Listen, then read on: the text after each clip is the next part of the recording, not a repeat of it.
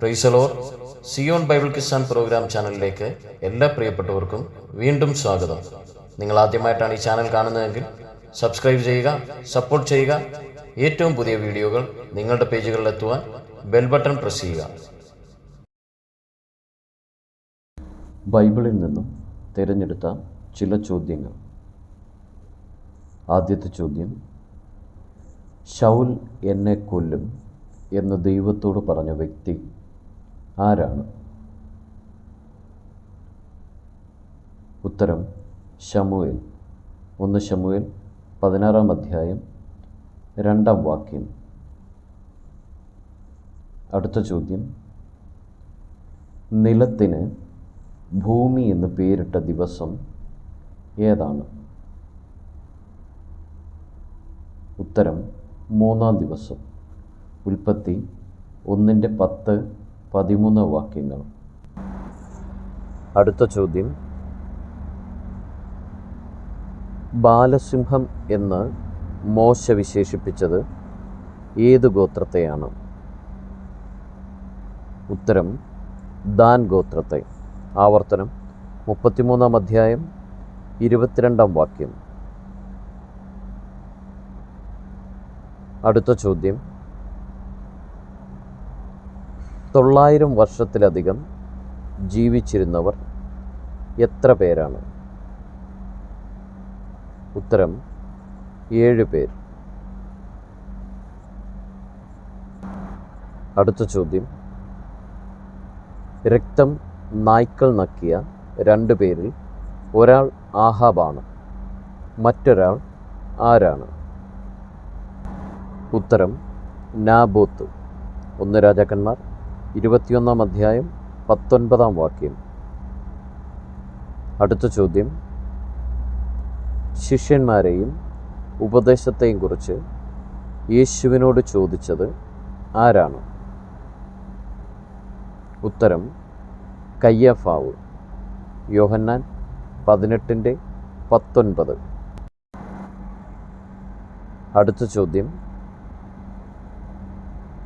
ഏറ്റവും കൂടുതൽ വർഷം ഭരിച്ച യഹൂദ രാജാവ് ആരാണ്? ഉത്തരം: മനശ്ശെ. 55 വർഷം. 2 രാജാക്കന്മാർ 21-ാം അധ്യായം 1-ാം വാക്യം. അടുത്ത ചോദ്യം: ശൂരന്മാരുടെ പുസ്തകത്തെപ്പറ്റി എത്ര പുസ്തകങ്ങളിൽ പറഞ്ഞിട്ടുണ്ട്? ഉത്തരം: 2 പുസ്തകങ്ങളിൽ. യോശുവ 10:13, 2 ശമൂവേൽ 1:18. അടുത്ത ചോദ്യം: സഹവൃതയായ സഭ എന്ന് പറഞ്ഞിരിക്കുന്നത് ഏത് സഭയെപ്പറ്റിയാണ്? ഉത്തരം: ബാബിലോണിലെ സഭ. 1 പത്രോസ് 5-ാം അധ്യായം 13-ാം വാക്യം. അടുത്ത ചോദ്യം: വീഴും എന്നവസാനിക്കുന്ന പുസ്തകം ഏതാണ്? ഉത്തരം: ഹോശേയ. ഹോശേയുടെ പുസ്തകം 14-ാം അധ്യായം 9-ാം വാക്യം. അടുത്ത ചോദ്യം: ആയുസ് 110 ഉണ്ടായിരുന്ന എത്ര പേർ ബൈബിളിലുണ്ട്? ഉത്തരം: 2 പേർ. ഉൽപ്പത്തി 50:22 യോസെഫിനെയും യോശുവ 24:29 യോശുവയെയും കാണാം. അടുത്ത ചോദ്യം: സ്തോത്ര സങ്കീർത്തനം ഏതാണ്? ഉത്തരം: 100-ാം സങ്കീർത്തനം.